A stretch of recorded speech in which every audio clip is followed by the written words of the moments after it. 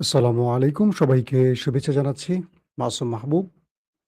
দেখছেন open the YouTube channel এবং মাসুম মাহবুব Facebook page. পৃথিবীর যেই প্রান্ত থেকে যারা দেখছেন সবার জন্য শুভকামনা, ভালোবাসা। ইরান এবার একটা অবিস্মরণীয় ঘটনা ঘটিয়েছে। এতদিন ধরে ইসরায়েল, আমেরিকা ইরানের উপর হামলা করত। আর ইরান পাল্টা জবাব দিত। এবার ইরান নিজেই হামলা দিয়ে শুরু করেছে আবার নতুন করে। আমেরিকা, ইসরায়েল সহ পুরো পৃথিবী হতবাক। ইরান করছেটা কি? জানাবো বিস্তারিত। পাশাপাশি সৌদি আরব এবং আমেরিকা যৌথভাবে ইরাকের ভেতরে অ্যাটাক করেছে।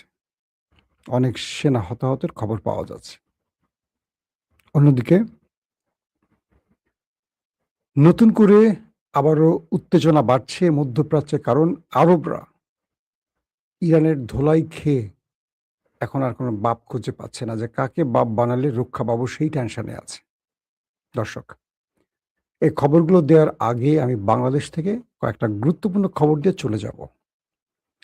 ইতিমধ্যে আপনারা জানেন যে হবিগঞ্জে এনসিপির সাথে সরকার দলীয় ছাত্র সংগঠন, ছাত্রদল, যুবদলের একটা বড় বিরোধ লেগে গেছে। গতকালকে এনসিপির জুলাই পদযাত্রায় সরকার দলীয়দের পক্ষ থেকে ব্যাপক হামলা করা হয়, যার ফলে সার্জিস আলম, নাসিরুদ্দিন পাটোয়ারি সহ ২০ জনের বেশি আহত হয়েছে এবং এর মধ্যে একজনের চোখ উপড়ে ফেলার চেষ্টা করা হয়েছে। ডাক্তার বলেছে তার চোখ স্থায়ীভাবে হয়তোবা নষ্ট হয়ে গেছে, এরকম একটা ধারণা। এটা এনসিপির নেত্রী তিনি জানিয়েছেন। তো আজকে সারাদিন সেই উত্তেজনা ছিল এনসিপির। সেখানে তারা মামলা করতে গেলে পুলিশ কয়েক স্তরে তাদের বাধা দেয় এবং সরকার দলীয়রা দেশীয় অস্ত্র নিয়ে সেখানে পাহারা বসায়, যাতে এনসিপি কোনো প্রকার মামলা করতে না পারে। তারপরও এনসিপি সকল বাধা বিপত্তি আমি আজকে লাইভে পুরো ডিটেলসটা ভিডিও সহ দেখিয়েছি। তো বলা হচ্ছে যে কিছুক্ষণ আগে যে আপডেট খবর পেলাম সেটা বলা হচ্ছে হবিগঞ্জ ছাত্রদলের সভাপতি সহ শতাধিক নেতার বিরুদ্ধে এনসিপি মামলা করেছে। আজ মঙ্গলবার ৭-২৯, অর্থাৎ জুলাইয়ের ২৯ তারিখ এনসিপির পদযাত্রায় হামলার ঘটনায় রাতে হবিগঞ্জ জেলা ছাত্রদলের সভাপতিকে প্রধান আসামি করে ১১ জনের নাম উল্লেখ সহ অজ্ঞাত আরো ১০০ জনকে আসামি করে মামলা করেছে এনসিপি। রাতে কামাইছড়া পুলিশ ফাঁড়ির ইনচার্জ এসআই অভিজিৎ রায় মামলার বিষয়টি নিশ্চিত করেছেন। তো আমরা যে মামলার কেন্দ্র করে অনেক ঘটনা ঘটেছে সেই মামলাটি অবশেষে হয়েছে। পাশাপাশি আহ, বুধবার যে ঘটনাগুলো ঘটেছে, অর্থাৎ সেখানে যে নাগরিক পার্টির সাথে এনসিপির যে ঘটনাগুলো ঘটেছে, এই কর্মসূচির অংশ নিতে আজকে এনসিপির আহ্বায়ক নাহিদ ইসলামের নেতৃত্বে কেন্দ্রীয় নেতা ও দলীয় কর্মীরা হবিগঞ্জের উদ্দেশ্যে রওনা হলে পথে পথে তাদের বাধা দেয়া হয়। অর্থাৎ কালকে সার্জিস এবং নাসিরুদ্দিন পাটোয়ারি সহ বাকিদের উপর হামলার ঘটনায় আজকে সেখানে পুরো এনসিপির কেন্দ্রীয় লিডাররা সব চলে যায়। নাসিরুদ্দিন পাটোয়ারি, সার্জিস ছিল, আখতার হোসেন ছিল, নাহিদ ইসলাম ছিল, আমাদের হাসনাত আব্দুল্লাহ সহ সবাই। তো বলা হচ্ছে আজকে তারা যখন হবিগঞ্জে যায় তখন পথে পথে তাদের বাধা দেয়া হয়। বিকেলের শেষ খবর পাওয়া পর্যন্ত আমরা যে বিষয়টি জানি যে তারা হবিগঞ্জ বাহুবল উপজেলার কামাইছড়া ঢাকা সিলেট মহাসড়কে অবস্থান করে। এ সময় মুষলধারে বৃষ্টি নামলে তারা বৃষ্টির মধ্যে বসে থাকে। শেষ পর্যন্ত তারা মামলাটি করতে পেরেছে। আমাদের কাছে এটা হলো এনসিপির আজকের খবর। তবে দুঃখের সাথে বলতে হচ্ছে যে এই জিনিসগুলো বিএনপিকে, আমি মনে করব যে তাদের ভাবমূর্তিকে নষ্ট করে দেবে। বিএনপি এই পদগুলো পরিহার করা খুব জরুরি। কারণ দেশ পরিবর্তন চায়। যে কারণে হাসিনার বিরুদ্ধে সবাই নেমেছিল। এই মেসেজটা বিএনপিকে নিতে হবে। আর বিএনপি যারা খুশি হচ্ছেন এনসিপিকে মারার জন্য তাদেরকে বলে রাখি, গত ১৫ বছর আপনারা মার খেয়েছেন। আপনাদেরকে যারা উদ্ধার করতে নেমেছিল ত্রাতা হিসাবে, তাদের প্রতি আপনাদের ঘৃণা প্রমাণ করে যে রাষ্ট্রীয় ক্ষমতা যারা বসে তারা সব একই পথে চলে। তাহলে হাসিনার দোষটা কোথায় ছিল? হাসিনার অপরাধটা কি ছিল? হাসিনা যা করছে আপনারা তো তাই করছেন। অতএব হাসিনার চেয়ে যদি ভিন্নতা সৃষ্টি করতে না পারেন, আগামী দিনে আপনাদের জন্য প্রবলেম হবে। যত ভালো কিছুই করেন ম্লান হয়ে যাবে। হাসিনার চেয়ে ভালো কিছু কি করবেন? হাসিনা পুরো ঢাকা শহরটাকে পরিবর্তন করে ফেলেছে। পদ্মা সেতু, Karnaphuli tunnel, flyover, metro rail, বাংলাদেশে এইরকম কাজ কেউ করেনি। যদিও হাসিনা এই বৃহৎ প্রকল্পের নামে লুট করেছে, হরিলুট করেছে, সত্য কথা। তো সেই হাসিনাকে মানুষ ধাক্কা দিয়ে সরাতে ২ সেকেন্ড সময় নেয়নি। জীবন দিয়ে হাসিনাকে সরিয়েছে। সুশাসন সবচেয়ে বেশি প্রয়োজন। আমার দল ক্ষমতায় আমি যা খুশি করব, এই নীতির বিরুদ্ধে পুরো বাংলাদেশ জেগে উঠেছে। সেটা যেই দলই হোক। আমি বিএনপি ক্ষমতায় আসছে, আমি সবচেয়ে বেশি খুশি ধরেন। কিন্তু এই নীতির বিপক্ষে তো আমিও। তো যারা একটু বিবেকবান, শিক্ষিত লোক, তারা কখনো মাসল পাওয়ার ব্যবহার করে না। দল ক্ষমতায় আছে বলে সব করবে।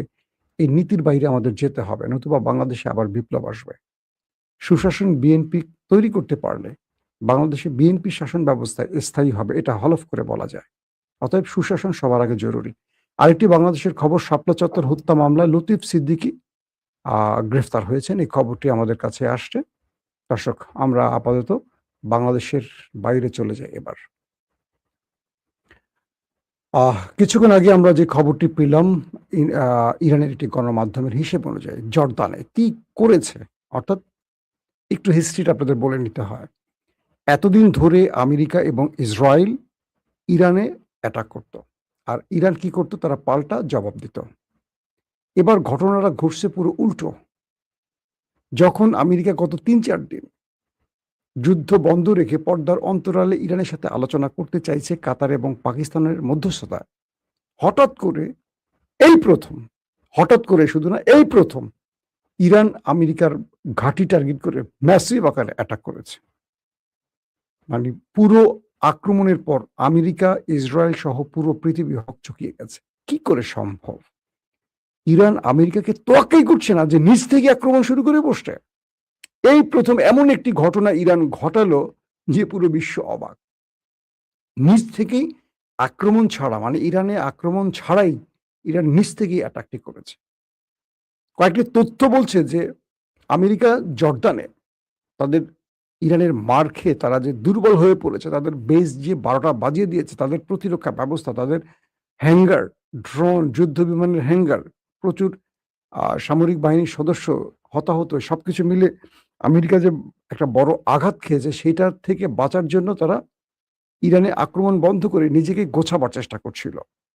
তো হঠাৎ করে ইরানের কাছে একটি আপডেট তথ্য আসে যে ইরান জানে যে জর্দানে নতুন করে আরো অনেক আধুনিক অস্ত্রগুলো এনে আমেরিকা বসাচ্ছিল। অর্থাৎ জর্দানকে মিসাইল ড্রোনের মাধ্যমে ইরান যে ধোলাইখাল বানিয়েছিল, সেখান থেকে আবার জর্দানের ঘাঁটিগুলোকে প্রস্তুত করার কাজে ব্যস্ত ছিল আমেরিকা। এই খবরটি পেয়েই প্রিঅ্যাক্টিভ অ্যাটাক করে বসছে, একদম অগ্রিম অ্যাটাক করে বসছে ইরান। তো ইরানের যে গণমাধ্যম, তাদের দাবিটি আমি একটু আপনাদের জানাই। তারা বলছে ইসলামিক রেভলিউশনারি গার্ড কোর জানিয়েছে তারা জর্দানে একটি মার্কিন বিমান ঘাঁটি ও কেন্দ্রীয় কমান্ড সেন্টার, যেটাকে আমরা সেন্টকম বলি, সহ বেশ কয়েকটি ব্যালিস্টিক ক্ষেপণাস্ত্র হামলা চালিয়ে ধ্বংস করেছে। এবং ইরান সতর্ক করে বলেছে যে ইরানের স্বার্থের বিরুদ্ধে মার্কিন হুমকি এবং অবৈধ উদ্দেশ্য প্রণোদিত কর্মকাণ্ড অব্যাহত থাকলে প্রতিরোধ চলবে।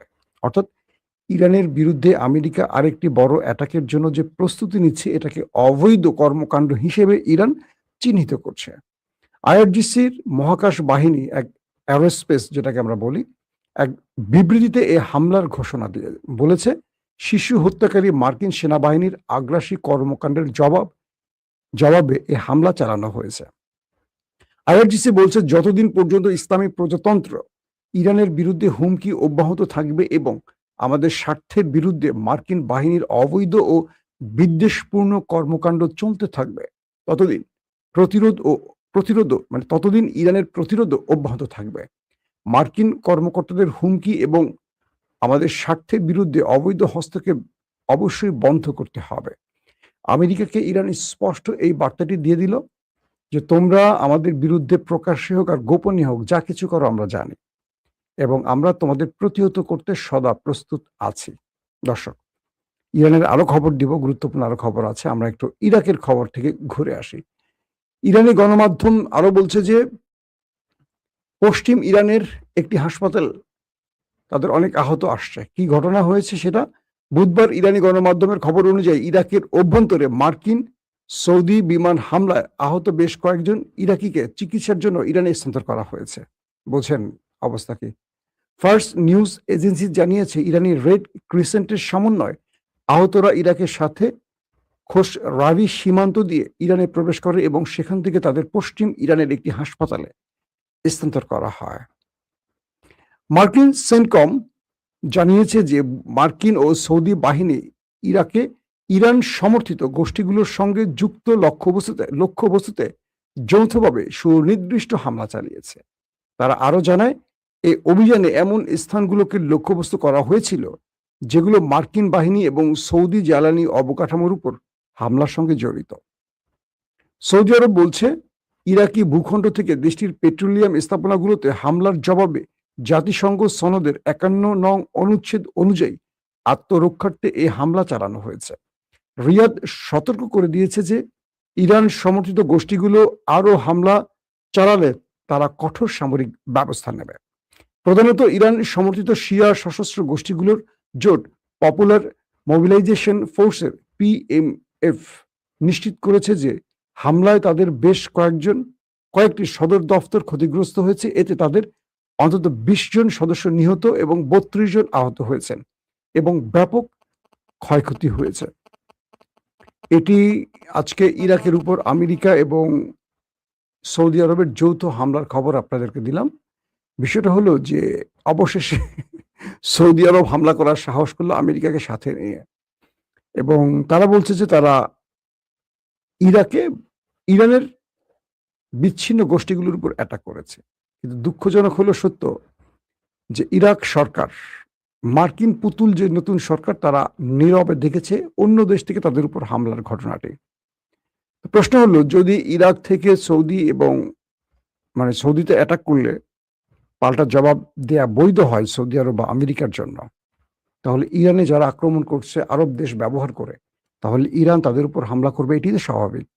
এটাকে সৌদি আরব বা আরব দেশগুলোকে মেনে নিতে হবে যে ইরান যেটা করছে সেটাও বৈধ।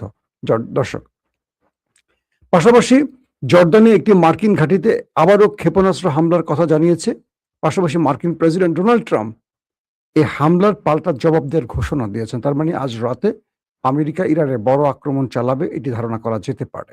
এর পাশাপাশি আঞ্চলিক যুদ্ধ বিস্তৃত হতে থাকায় 7টি প্রদেশ জুড়ে চালানো হামলায়, মার্কিন সৌদি হামলায় ইরাকে যে ক্ষয়ক্ষতি হয়েছে ইরাকের জনগোষ্ঠীর, এটির জবাব ইরান আবারও দিবে, এই ঘোষণাটিও আসছে।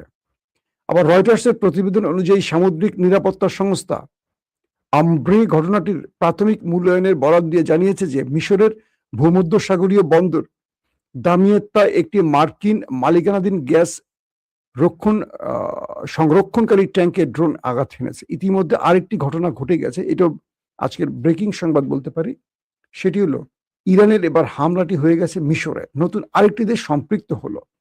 তো রয়টার্স বলছে যে মার্কিন যুক্তরাষ্ট্রের মালিকানাধীন ভূমধ্যসাগরীয় বন্দর দামিয়েত্তায় যে গ্যাস সংরক্ষণকারী ট্যাঙ্কার, সেখানে একটি ড্রোন অ্যাটাক করা হয়েছে। এতদিন কিন্তু মিশরে কোনো অ্যাটাক করেনি, আজকে নতুন করে মিশরের অ্যাটাক হয়ে গেছে। সেটা মার্কিন গ্যাসের একটি জাহাজ, ট্যাঙ্কার বলতে পারি। পাশাপাশি তেহরান হরমুজ প্রণালীর মধ্য দিয়ে যাতায়াতের পথ বিভক্ত করার ওমানের প্রস্তাব প্রত্যাখ্যান করেছে। ওমান যে আমেরিকা এবং সৌদিদের চাপে পড়ে নতুন একটি প্রস্তাব দিয়েছিল ইরানকে, দুটো আলাদা পথ তৈরি করার, এটি ইরান সরাসরি প্রত্যাখ্যান করেছে এবং বহির্গমন পথের উপর আংশিক নিয়ন্ত্রণের আহ্বান জানিয়েছে। জাতিসংঘের মানবাধিকার কার্যালয় জানিয়েছে অধিকৃত পশ্চিম তীরে ইসরায়েলি বসতি স্থাপনকারীদের হামলা এবং ঘাঁটিগুলোর সম্প্রসারণ সর্বকালের সর্বোচ্চ পর্যায়ে পৌঁছেছে। এটা হলো আপনাদের গাজার প্রসঙ্গে একটি স্টেটমেন্ট পাওয়া গেছে। দর্শক, এখন আমরা একটু আপনাদের সাথে আলোচনায় আসি আরো কিছু গুরুত্বপূর্ণ খবরের। কারণ হলো যে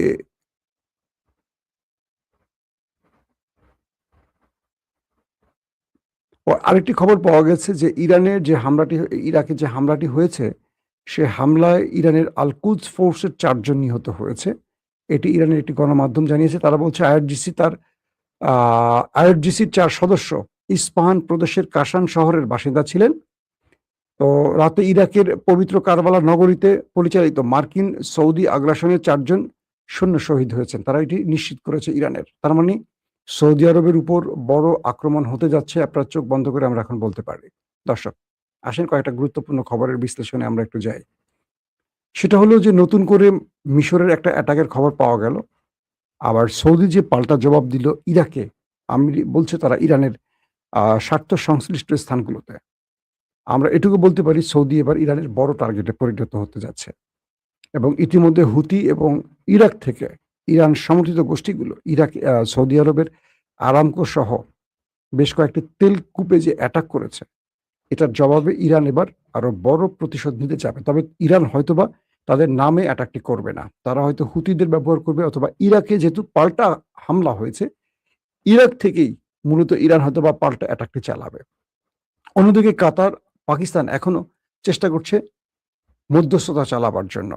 কিন্তু আমেরিকা মধ্যস্থতার নামে বারবারই ঘাঁটিগুলোকে অ্যাক্টিভ করছে, ইরানে হামলার যে প্রস্তুতি নিচ্ছে, এটা বড় রকম ইরানের জবাবের কারণে আমেরিকা একটু অবাক হয়ে গেছে। একদিকে আমেরিকাতে পৌঁছে গেছেন ইউক্রেনের জেলেনস্কি এবং ইসরায়েলের নেতানিয়াহু, এবং সেখানকার যে ভিডিও চিত্রটি আমরা দেখেছি, সেখানে দেখলাম মার্ক রুবিও এবং পিট হেগসেট, একজন পররাষ্ট্রমন্ত্রী, একজন প্রতিরক্ষা মন্ত্রী, দুজন বেশ খোশ গল্প করছেন ইসরায়েলের প্রধানমন্ত্রীর সাথে, যেন ইসরায়েলের কাছে আমেরিকা তার দাসখত দিয়ে আসছে। যেমন বাংলাদেশ বলেন, পাকিস্তান বলেন, ইরাক বলেন, বা আমাদের যে মুসলিম দেশগুলো, আমরা দাসখত দেই কাদের কাছে? বাংলাদেশ দাসখত দেয় ভারতের কাছে, পাকিস্তান সহ বাকি মুসলিম দেশ দাসখত দেয় আমেরিকার কাছে। আমরা আমেরিকা, ভারত দুটোর কাছেই দেই। আমাদের যে এই নতজানু পররাষ্ট্রনীতি, এগুলো আমরা আমেরিকার কাছে বিক্রি করে দিয়ে আসি। কিন্তু এবার দেখলাম ইসরায়েলের নেতানিয়াহু যখন লিন্ডসে গ্রামের কি বলবো শেষকৃত্যে উপস্থিত হলেন, আমরা তখন দেখলাম যে মার্ক রুবিও, মার্কিন পররাষ্ট্রমন্ত্রী, প্রতিরক্ষা মন্ত্রী, নেতানিয়াহুর কাছে কাঁচুমাচু হয়ে দাঁড়িয়ে আছে। নেতানিয়াহুর পাওয়ারটা কোথায় বুঝতে পারছেন? একটা ছোট্ট দেশ, অল্প কিছু লোক, সেই দেশটার কাছে আমেরিকা পুরো নত হয়ে গেছে। তার ইচ্ছে অনুযায়ী যুদ্ধটা করতে হচ্ছে আমেরিকাকে। পুরো আমেরিকা দেখেন, নেতানিয়াহু যখন আমেরিকায় ঢুকছে, তাকে গ্রেফতারের দাবিতে মার্কিনিরা বিক্ষোভ করেছে। তাকে গণহত্যাকারী ঘোষণা করে সবাই বিক্ষোভ করছে, প্রোটেস্ট করেছে আমেরিকানরা। কিন্তু আমেরিকার সরকার কিচ্ছু বলতে পারে না। অর্থাৎ ধরেন, বাংলাদেশে কোন একটা গোষ্ঠীর কাছে সকল জিম্মি, এরকম হয় না? তাকে বাংলাদেশী না বোঝায়, অনেকে কষ্ট পাবেন। তো একটা ইসরায়েলের কাছে আজকে আরবরা জিম্মি, পুরো পৃথিবী জিম্মি, আমেরিকা জিম্মি। অথচ আমেরিকা এই দেশটিকে বাঁচানোর জন্য তাদের সেনা হারাচ্ছে, তাদের একটার পর একটা ঘাঁটি ধ্বংস করে দিচ্ছে, তারপরও আমেরিকা সরে যাচ্ছে না। তবে এটুকু বলা যায়, যেহেতু ইসরায়েলের নেতানিয়াহু এখন আমেরিকাতে আছেন, আমেরিকার মাধ্যমে আরো বৃহৎ আকারে ইরানে হামলার ঘোষণা আসবে আজ কালকের মধ্যে, এবং আজকে রাতে হয়তো আমেরিকা পাল্টা জবাব দিবে। আপনারা ওয়েট করলেই দেখবেন যে আমার খবরের সত্যতা পান কিনা। দর্শক, আজকের মতো শেষ করছি। প্রত্যেকে ভালো থাকবেন। আল্লাহ হাফিজ।